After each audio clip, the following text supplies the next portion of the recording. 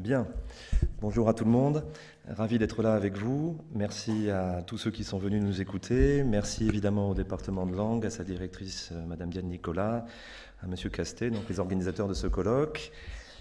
Et comme cela a été indiqué, je suis spécialiste du communisme, de la Pologne et des médias. C'est par le communisme et les médias que j'en suis arrivé, bien entendu, à me consacrer à l'analyse de l'œuvre d'un monsieur qui s'appelle Quino, qui est argentin, et de cette petite fille qui s'appelle donc Mafalda, qui est donc une des rares héroïnes de bande dessinée. Et il se trouve effectivement qu'elle est une patriote, comme vous le voyez sur cette première image. Alors Quino a réalisé des comic strips, c'est-à-dire des bandes humoristiques. Ça s'est inscrit dans les journaux argentins de l'époque, souvent des journaux politiques. C'est souvent très très politique, effectivement, le dessin, comme on va le voir. Cette petite fille-là est célébrée aujourd'hui en Argentine, mais dans le monde entier. Donc vous la voyez ici à côté de son créateur, de son père, donc Quino, Joaquín Salvador Lavado. Donc il est né en 1932, il est toujours en vie. Il a arrêté de dessiner depuis quelques années, il a quelques soucis de santé. Et donc la ville de Buenos Aires, qui est la ville de naissance de cette petite fille, a rendu hommage à son œuvre en créant cette statue. Les gens peuvent prendre des selfies évidemment aujourd'hui à côté. Et elle a été primée à Angoulême, etc.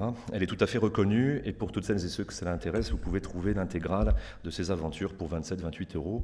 Ça fait 600 pages, c'est une des intégrales les moins chères, et je vais m'appuyer sur la version française, je vais parler français pour le coup, pour analyser cette œuvre. Donc là, vous voyez devant sa maison natale, entre guillemets, une plaque, encore une fois, qui rend hommage à cette petite fille. Alors quand on pense à l'Argentine, les héros auxquels on pense assez spontanément en France, Maradona, Léo Messi, Che Guevara, dans un genre évidemment différent, le pape actuel, et puis on oublie parfois cette petite fille-là, qui est donc née avant que l'Argentine ne gagne des Coupes du Monde. Alors, Quino va inventer toute une petite galaxie, un univers autour de cette jeune fille qui a 5 ans au début, c'est une vraie saga. Et ce qui est évidemment intéressant dans cette série, c'est son caractère très politique. Donc vous voyez un petit peu le pessimisme dont fait preuve cette petite fille qui est au centre, Mafalda est au centre. C'est une jeune fille de la classe moyenne de Buenos Aires, urbaine, qui vit dans des immeubles. Et puis de gauche à droite, donc vous avez un petit qui s'appelle Miguelito, qui est son grand-père, a priori, est quelqu'un qui est arrivé d'Italie, qui est un admirateur de Mussolini. Donc ça ressort de temps en temps dans les propos de ce petit garçon. Celui qui est à sa droite, c'est le symbole du capitalisme. Il tient une petite boutique, avec son père, ne pense qu'au dollar, ne pense qu'à l'argent. Et il est frappé très souvent par son père, qui lui-même l'était, mais donc il y a cette espèce de violence symbolique du capitalisme qui s'exprime à travers lui. Mafalda aura un petit frère que vous voyez là, qui s'appelle Guillet, au fur et à mesure que les aventures avancent. À sa droite, Felipe, qui est un petit garçon rêveur, tout le temps indécis, qui refuse de faire ses devoirs, d'aller à l'école, enfin il est un petit peu dans son monde. Et puis la dernière, vous le voyez, elle a une petite poupée bébé à côté d'elle, c'est l'opposé de Mafalda, dont je vais vous dire un petit peu les traits singuliers. Elle rêve d'avoir des enfants, d'être mère au foyer, elle est le prototype parfait de la commère, et effectivement, elles sont amies, et c'est la beauté de la vie. Alors là, c'est une de ces bandes humoristiques qui montrent le style de Quino. Et donc elle dit, oui, je vous ai raconté que je voulais avoir des enfants. Elle dit, bon, oui, tu me l'as déjà dit 10 000 fois. Et donc le thème est assez avancé pour qu'on en fasse un colloque. Et effectivement, le dessin de presse, le dessin humoristique, c'est tout à fait sérieux, c'est plus que sérieux. Et certaines personnes de Charlie Hebdo, un 7 janvier 2015, s'en souviennent. Le dessin, c'est très, effectivement, subversif et corrosif. Vous voyez là toujours la présentation de cette jeune fille qui s'appelle Susanita, qui est raciste. Vous voyez, elle touche une poupée, elle dit « Ah oui, non, j'ai pas de préjugés, mais je vais quand même aller me laver le doigt parce que la poupée est noire ». Et puis la bande du bas, vous imaginez évidemment, alors c'est une série qui va se tenir de 64 à 73, donc c'est une période très agitée en Argentine, hein, je vais revenir là-dessus, mais c'est vraiment la commère. Elle adore savoir ce qui se passe, regarder ce qui se passe chez les voisins, et donc elle est très déçue que la Poste, évidemment, contienne des lettres qui n'appartiennent pas à la Poste ni à personne. On peut imaginer ce que Susanita aurait donné à l'ère des réseaux sociaux et d'Internet. Donc là, pareil, c'est ce petit garçon dont je vous parlais qui est tout à fait en admiration devant sa caisse enregistreuse et qui symbolise donc le capitalisme dans la série. Felipe, dont je vous disais qu'il n'est jamais capable de trancher quoi que ce soit dans sa vie, il est très rêveur et ça donne des rencontres assez originales et rigolotes. Et puis donc la fameuse Mafalda, qui est une rebelle, qui est une sorte de petite fille qui se pose plein de questions, qui a évidemment bien plus que son âge. Elle a entre 5 ans et 7 ans tout au long de cette série. Elle ne va pas à l'école au début, elle fait son entrée en classe quand elle a 6 ans, et elle fait une deuxième rentrée, elle part en vacances, bon, elle fait sa vie, et vous voyez qu'elle est... elle a toujours ce fameux sens de la répartie que Kino lui a offert. Celle-ci, c'est une de mes préférées de toute la série. Alors, elle lit dans le dictionnaire la définition de la démocratie, pouvoir du peuple, pour le peuple, par le peuple, etc. On ne le voit pas là si on voit là. Il fait jour dans la première case, dans la troisième il fait nuit, alors elle est écroulée de rire, tellement la réalité lui paraît loin de cette belle définition. Donc ça, c'est Mafalda. Et là, j'ai évidemment... Alors, il y a 2500 à peu près bandes qui ont été publiées dans les journaux argentins. Elle avait commencé sa carrière dans Primera Plana, qui était un hebdo politique. Puis elle a continué à partir de 65 dans El Mundo, qui était un journal assez indépendant de Buenos Aires. Et puis après, elle a trouvé place dans Siete Días. Et donc dans Siete Días, Kino l'a fait parler, et elle se présente comme ça. Donc elle est fan des Beatles, elle aime beaucoup U Thant, qui est le secrétaire de l'ONU, qui essaye péniblement de faire régner la paix dans ce bas monde. Et elle dit ceci: parmi les choses que je n'aime pas, premièrement la soupe, deuxièmement qu'on me demande qui je préfère entre mon père et ma mère, ensuite la chaleur et la violence. Alors quand je serai grande, je serai traductrice à l'ONU, et quand les ambassadeurs se disputeront, je traduirai le contraire de ce qu'ils diront, pour les mettre d'accord et pour qu'il y ait la paix une fois pour toutes. Alors c'est vraiment cette image d'une petite fille qui est pacifiste, qui est féministe, qui est très argentine, et en même temps très européenne à travers la composition aussi de la population argentine, sur laquelle je vais revenir. Donc j'ai essentiellement, moi j'ai choisi 50 à 60 petites bandes sur les 2500 qui existent. Forcément le choix est un peu arbitraire, mais j'ai choisi à mon sens les plus représentatives et je me suis concentré sur les thèmes qui concernent l'Argentine. C'est le thème de notre colloque, là, tout ce très long et très large continent. Donc là on est en Amérique latine. Et j'aborderai également les thèmes qui concernent le féminisme. Et puis pour terminer, je vous montrerai en quoi cette petite fille nous concerne, est très moderne et nous parle. Donc ça, ça pourrait concerner plusieurs gouvernements. Vous voyez bien, c'est un thème qui revient très souvent. Alors, on est dans une période, en 55, Perón est renversé, et puis il y a différents coups d'État.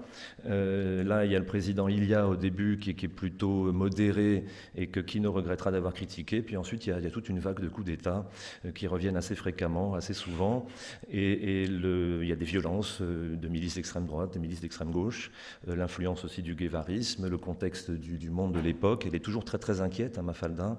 La Chine, il y a énormément de références à la Chine, maoïste, le danger d'une déflagration nucléaire. Donc je n'ai pas inclus tout ça, mais il faut bien avoir en tête que c'est une petite fille angoissée qui symbolise effectivement les craintes qui sont celles de cette époque-là. Et les Beatles lui permettent de s'évader. Alors, il y a en Argentine beaucoup de soucis, vous le voyez. Alors Mafalda a ce gros défaut, elle est honnête la plupart du temps, et elle insiste là sur un des caractères un petit peu récurrents en Argentine, le côté un peu pessimiste. Le dénigrement, vous voyez, dans la deuxième bande, c'est encore une fois avant 78 et avant la victoire de l'Argentine qui redonnera une certaine fierté à ce pays. Il faut dire ici que l'Argentine a été une grande puissance, c'est sans doute le pays le plus prospère de l'Amérique latine. Âge d'or, 1870-1930 à peu près. La crise de 1929 va vraiment faire plonger l'Argentine, mais souvenons-nous quand même que l'Argentine nourrissait en partie l'Europe pendant la guerre de 14-18. Et donc il y a une vraie nostalgie qui s'exprime chez Kino de cette grandeur perdue. Alors, Évidemment, je vous laisse lire au fur et à mesure que je parle, mais vous voyez, ça pourrait s'appliquer dans d'autres contrées que l'Argentine. Les années 60, les parents disent super, bon, on va au cirque, il y aura des clowns et tout. Et dit oui, bon, ok, vous m'emmenez à l'Assemblée nationale. Et puis ensuite, dit bon, Emmaüs dit on va récupérer des choses qui ne servent à rien. Il dit oui, mais je ne peux pas proposer nos politiques, ils n'en voudront pas. Donc ça, c'est le genre de critique évidemment que Quinault se permet. Et Quinault a choisi une petite fille, parce qu'une petite fille, c'est moins attaquable qu'un adulte. Et donc évidemment, vous allez voir qu'il va essayer de contourner la censure assez régulièrement. Hein, et donc ça, c'est très important. Là, vous avez Mafalda qui dit j'aimerais bien faire avancer le pays. Ça revient très souvent ce thème-là. Et puis en bas, Susanita qui fait un calcul. On lui dit combien de temps faudra-t-il à ce maçon pour construire son mur. Elle dit bon, il pourra faire que tant de mètres de mur parce que dans ce pays, personne ne veut travailler. Donc ça revient assez souvent. Ça, c'est le genre d'image qu'on voit très très régulièrement. Elle est assise, elle regarde les gens passer, les adultes, et puis elle émet des commentaires pour dire bon, ce serait quand même bien qu'on sache plutôt où on va, plutôt que de savoir à quel moment on s'arrête. Celle-ci est intéressante aussi, c'est une petite fille qui n'avait pas la télé au début, hein. Ils vont avoir la télé, puis ils vont acheter une voiture, enfin c'est vraiment une vie à crédit. Et là, elle se moque bien entendu du gouvernement argentin en disant bon, les Argentins, notre gouvernement dit c'est la faute du monde entier si ça va mal, elle dit c'est un petit peu quand même notre faute globalement, et surtout la faute d'un truc qu'on connaît évidemment un peu partout et pas qu'en Argentine, qui s'appelle la bureaucratie. Donc elle a une petite tortue qu'elle appelle bureaucratie parce qu'elle est très lente et qu'elle n'est jamais ouverte quand on lui demande quelque chose. Alors cette Argentine évidemment fragile économiquement, elle est nostalgique de sa grandeur passée, et là donc elle répond à sa maman, elle dit oui mais d'accord, mais moi je suis président, elle dit d'accord, mais moi je suis FMI, je suis la Banque mondiale, etc. Donc tu vas mettre ton chandail comme je te l'ai demandé. Ça matérialise cette domination, si vous voulez, de l'économie mondialisée sur l'Argentine. D'ailleurs, aujourd'hui même, hein, le FMI, il y a une délégation en Argentine pour essayer de négocier la restructuration de la dette. Donc ces problèmes-là, malheureusement, collent à la peau de l'Argentine toujours. Là, très rapidement, la première image, il s'aperçoit que quand les Martiens vont arriver, c'est un thème, bon, ils attaqueront toute la planète parce que c'est la planète qui sera sous-développée, donc il est très content de se dire finalement l'Argentine sera dans l'eau. Il dit merci d'avoir sauvé notre prestige national, chers amis martiens. Et puis en bas, une référence à la religion, il y en a une vingtaine de références à la religion sur les 2500 comic strip. Il dit s'il vous plaît, faites qu'on ne soit pas le jambon du sandwich international. Ça, c'est une crainte que je pouvais avoir en Pologne quand j'étais petit, d'être entre les deux grandes puissances de l'époque. Ça revient assez souvent, hein, cette crainte de la guerre froide, et puis globalement d'une perte de puissance. Ça, c'est la perte d'indépendance de l'Argentine vis-à-vis des États-Unis. C'est la façon que Quinault a pour dénoncer cette réalité. Vous voyez, on perd même son indépendance pulmonaire. Donc il y a d'autres cas où elle est très contente d'être abîmée au niveau des poumons par du pétrole fait en Argentine. Et puis là, ils sont sur une plage. Il y a un engagement écologiste aussi de Quinault, hein, qui est très important. Mais vous voyez bien que là, elle se dit, bon, la seule chose qui compte aujourd'hui en Argentine, c'est notre passé. On n'est même plus capable de protéger le présent. On regarde dans le rétro et bon, cette nostalgie est très présente. Alors ça revient très souvent. Vous voyez la maman qui est femme au foyer, et qui effectivement prend très mal les réactions sarcastiques de sa fille sur la hausse des prix. En 12, il y en a des tonnes de cas folles. Vous voyez, la montée des prix, ça l'a fait hurler de rire. Finalement, sa fille, un petit peu perturbée, dit je préfère encore quand ça l'agaçait, parce que là, bon, donc ça montre un petit peu ces problèmes-là. Celle-ci, je l'ai mise, elle est marrante parce que bon, ça c'est l'observation de la vie quotidienne par Mafalda. Assez classique, vous voyez, pourquoi des gens sourient et d'autres pas. Mais globalement, la ménagère, vous le voyez, a des soucis. Vous verrez que Quinault est tout à fait féministe et qu'il dénonce la condition des femmes et de leur, entre guillemets, maintien dans la sphère privée et de ce caractère de ménagère. Bon, là, je passe plus rapidement. Felipe fait une blague en disant, bon, notre monnaie nationale, c'est un sous-marin. Il va atteindre des profondeurs totalement insondables. Donc ça revient assez régulièrement, et puis celle-ci est terrible. Vous voyez que le dessin, encore une fois, dit tout, pardon. Elle amène la tirelire, la pauvre petite fille, devant le papa qui a ses factures. Elle dit, bon, on va tuer le cochon, hein. Oui, il va falloir tuer le cochon. Et puis celle du bas, c'est tout à fait le style de Quinault. C'est une petite fille dont les parents traduisent des œuvres françaises, dont Sartre, Elle s'appelle Liberté, c'est pas un hasard, il y a quelques références à la France, hein, Astérix, Brigitte Bardot, Napoléon. Le papa d'ailleurs achètera une 2 chevaux, comme Colombo s'achète une vieille voiture française. Et là, bien entendu, elle est toute petite, Liberté, comme le niveau de vie, hein, mais elle est surtout toute petite, comme la liberté, qui se réduit un petit peu en Argentine à cette époque-là. Et donc, il y a de très vigoureuses dénonciations du système politique et des inégalités sociales. Celle-ci parle d'elle-même, elle est heureuse, et puis d'un coup d'un seul, elle voit des gens qui sont beaucoup plus pauvres qu'elle ne l'est. Encore une fois, c'est la classe moyenne, on vit à crédit, mais elle se couche tous les soirs tranquillement, elle n'a pas de souci pour manger, on veut l'obliger à manger de la soupe, elle n'aime pas ça. Elle fait des voyages en train. Je vous ai dit que son papa n'a pas de voiture, sa maman non plus, donc ils partent en train dans la région des lacs. Et elle dit, ah, c'est comme la télé, c'est magnifique, puis d'un coup on voit des pauvres. Elle dit, c'est dommage, la télé a de meilleurs programmes que le pays. Donc ça, c'est une dénonciation effectivement très, très vigoureuse. Et vous voyez à peu près le thème récurrent hein, dans la case, enfin dans la bande du bas. Elle dit, il y a des vaches, oh, puis il y a des pauvres gens, quelle cabane misérable. Et donc le monsieur derrière qui dit, non, non, c'est pittoresque. Vous voyez, il parle comme un guide, c'est pittoresque quand il y a de la misère. Ça, ce sont les deux plus dures, plus rudes dénonciations des différentes dictatures ou régimes un peu bottés qui se succèdent en Argentine. Et sachez que Quino quittera hein, l'Argentine, sa maison a été fouillée, il a été menacé. C'est toujours très subversif hein, le dessin. Et donc là, vous le voyez, hein, il dit, bon, on a des matraques, on a la police et des vitamines sous forme de forces armées qui peuvent maintenir un gouvernement fort. Ça, ce sont vraiment dans les 2500 les plus clairs, les plus explicites dénonciations. Là, pareil, hein, ça se passe le commentaire. Voilà, à bas la sangsue. Et la bande du bas lui a valu beaucoup d'ennuis. Hein. Quand il dit la matraque du policier, c'est quelque chose pour mater les idéologies, celle-ci lui a valu des ennuis. Plus on avance dans la série, plus les choses sont explicites.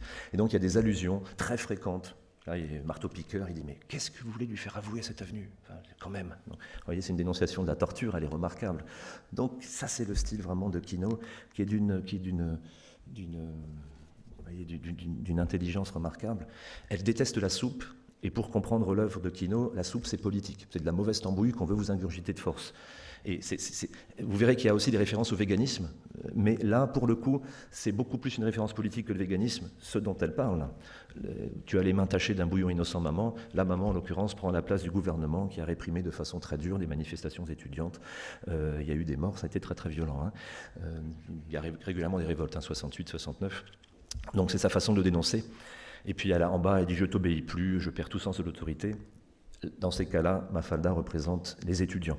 Là, je passe très vite aussi. Le petit Miguelito dit « Je vais faire un coup d'État. Je refuse de me laver les mains. Je vais faire un coup d'État, maman. » Et puis en bas, il a trouvé la solution. Il dit « J'ai fait un coup d'État sur moi-même. Je change de personnalité. » Enfin, c'est formidable.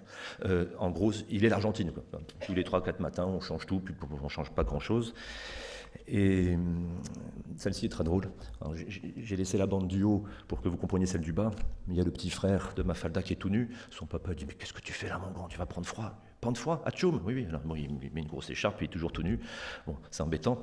Et puis en bas, la maman qui court après le petit garçon tout nu. Il dit « Mais que se passe-t-il » Il dit « C'est Guillet en version intégrale, fuyant devant la censure. » Donc voilà comment dénoncer la censure dans un pays. Vous mettez un petit tout nu, une maman qui lui court après pour le rhabiller. C'est merveilleux. Et c'est Quino. Et puis là, une feuille qui tombe. Vous avez renoncé à assumer vos fonctions de feuille à cause du climat hivernal que subit le pays. Inattaquable, que voulez-vous dire? Tout le monde comprend l'allusion. Et puis là, pareil, le petit garçon avec sa grande sœur, il dit « Ah, t'as vu? Oh là là, les pauvres !» Et puis il y a un petit garçon qui est accroché à son balcon. Vous comprenez bien que le balcon, c'est bien plus que le balcon et l'enfermement urbain, mais ça symbolise un petit peu l'état de l'Argentine à ce moment-là. Alors sur le communisme, que je vous ai dit que la soupe est très politique, et voilà.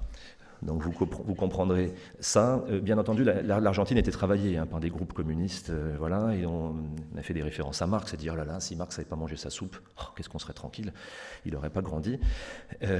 Un autre enfant qui lui dit, ah ça y est, il n'y a plus de classe, il n'y a plus d'école. Il dit, quoi? Il n'y a plus de classe sociale. Il dit, oh, j'ai cru que le communisme était arrivé. Donc Quino est singulier dans le paysage d'Amérique latine, en ce sens qu'il est antifasciste, anticommuniste, tout à fait féministe, et il est assez singulier pour ça. Ça, c'était sur l'espionnage, enfin le KGB qui est un petit peu partout. Donc elle écoute beaucoup la radio, elle lit, hein, c'est une petite fille très marrante. Elle dit, ah, tiens, il y a des communistes infiltrés partout. Donc ce thème-là revient assez régulièrement. Et puis il y a bien sûr Fidel Castro. Il n'y a aucune référence à Che Guevara, ça c'est assez étonnant, mais en revanche Fidel Castro est assez présent. Donc vous voyez, il fait ces syllabes, elle apprend. Ce garçon, c'est Fidel. Ce garçon est communiste. Bon, voilà. Et puis après, il dit, il suffirait que Castro dise que la soupe est bonne pour qu'on dise le contraire. Et donc ça montre aussi la crainte des revendications ouvrières, des revendications communistes à l'époque, et notamment dans le monde étudiant. Donc il y a tout là-dedans. Et puis alors celle-ci est splendide. Le petit Miguelito, il se fait vacciner contre la polio. Et il est très déçu d'apprendre que ça ne vaccine que contre la polio, mais pas contre le communisme. Alors, effectivement, on n'a pas trouvé encore ce vaccin-là. Et du coup, vous voyez, les enfants, ils vont aussi se faire vacciner pour des vaccins antidespotiques. Alors là, le jour où on aura trouvé ça, on aura avancé. Et puis très rapidement, je passe rapidement sur cet aspect-là, mais il y a énormément de cas, je dirais, 100 à 150 bandes qui montrent la maman dans cet état-là, vous voyez, en train de nettoyer, en train d'avoir cette vie d'esclave, vous voyez, domestique. Là, ça se passe de commentaires. Et qui va faire le ménage? Et oui. Et celle-ci, je l'aime beaucoup aussi. Voilà. Ça se passe de commentaires, mais cette maison est une coopérative. Et c'est très important. Le papa, d'ailleurs, est assez effacé. Il ne sait jamais comment répondre à sa fille. C'est pas du tout le macho qui arrive et qui dit tais-toi. Enfin bon, et c'est très important, d'ailleurs, j'ai oublié de vous le dire, dans le dessin, vous verrez la maman, on la voit ici, c'est le seul personnage adulte à avoir un tout petit nez. Comme si c'était un enfant qui n'avait pas grandi, qu'elle avait été privée d'une partie qu'elle était restée pure, si vous voulez. Tous les enfants ont un tout petit nez, les adultes ont un grand nez. C'est le seul personnage adulte représenté avec un petit nez. Et vous voyez, elle dit, si tu avais passé tes examens, tu serais quelqu'un, puis elle se met à pleurer. Et puis il y a la dénonciation des jouets de genre, parce qu'on lui achète tout un tas de trucs pour jouer à la poupée, je peux frotter, repasser, coudre, elle dit, pour jouer être une médiocre. Et la maman est effondrée, évidemment. Voilà. Maman, qu'est-ce que tu voudrais faire si tu vivais? Donc, l'enfer des tâches domestiques. Elle dit, oh là là, t'as échoué ta vie, est-ce que c'est héréditaire? Elle est très inquiète, vous voyez. Et en même temps, ici, on voit notamment dans la case du bas, au début, elle se moque d'elle, elle dit, tu vas être propriétaire d'un énorme tas de poussière, à force de travailler la terre. Et en revanche, en bas, elle rêve de sa maman et elle ne peut pas s'envoler parce qu'elle est attachée à son aspirateur, elle va lui faire un bisou dans la nuit. C'est quelque chose qui travaille beaucoup, Mafalda. Et la seule attaque un tout petit peu antiféministe de toute l'œuvre de Quinault, c'est celle-ci. Mais on voit que la future présidente potentielle, c'est Susanita, la fameuse petite voisine commère. Bon, pour les secrets d'État, c'est pas gagné. Mais c'est la seule. Et tout le reste de l'œuvre de Quinault est profondément féministe. Et donc je termine avec une toute petite ouverture sur « Et si Mafalda parlait de nous ?» J'adore celle-ci, je crois qu'elle me fait hurler de rire à chaque fois. « Bonjour, je suis le sigle d'un nouveau parti politique qui s'appelle « On y va ». Donc En Marche, on ne sait pas où, comment, pourquoi. Il y a des flèches un peu partout, mais on y va. Et c'est ça qui est bien. Et celle-ci également, étrangement, me rappelle notre président jupitérien. Mais évidemment, quand on n'est rien, on n'est rien. Et quand on n'a rien, on n'est rien. C'est tout à fait troublant. Là également, on vous annonce que nous serons 7 milliards. Donc ça y est, on est 7 milliards d'êtres humains. Et il s'inquiète. Mais il dit, bon, lève ton coude, ça va prendre de la place. C'est une grosse inquiétude de Mafalda, la surpopulation. On est en plein dedans. Vous voyez que Mafalda nous parle également de la catastrophe dont on s'inquiète tous les jours à venir, pollution industrielle de l'atmosphère pourrait exterminer l'humanité vers 2064. Et voilà. Donc l'écologie est également abordée. Le véganisme, puisque vous voyez, il dit, ah tiens, je vais aller chercher un truc à boire, puis là il revient, il dit, oh là là, il y a un cadavre de poulet dans ton frigo. Il dit, comment ça, un cadavre de poulet? Il dit, mais c'est un poulet, espèce d'idiot. Il dit, ah non, il est mort, il est mort, c'est quoi? Et du coup, le soir, il veut manger que des légumes. Donc vous voyez que ce thème-là aussi commence à arriver. On est là dans les années 70. Et puis ça, bon, évidemment, je l'ai choisi. Il y a allez, peut-être 200 ou 300 comic strips où elle est à côté de la planète et puis elle lui fait des câlins, elle dit ça va aller mieux, tout ça. Et bon, là, le monde a mal à l'Asie, évidemment. Là, aujourd'hui, on pense plus au coronavirus, mais à l'époque, c'était le danger maoïste, bien entendu. Et puis ça, la dernière image que je vous propose, mais que fais-tu, Mafalda? je contemple l'humanité et je crois qu'on est toujours en train de se cogner la tête sur la même vitre et on essaye modestement d'avancer, de progresser. Donc j'espère vous avoir donné envie de découvrir un petit peu cette jeune fille qui parle bien entendu de l'Argentine, mais très largement du monde entier, de l'amour, de nos passions, de nos faiblesses, de nos défauts. Elle est extraordinairement moderne, cette jeune fille. Elle n'a pas pris une ride, sincèrement, et c'est ça qui est le plus extraordinaire dans l'œuvre de Quinault. Donc voilà ce que je voulais vous dire. Merci beaucoup.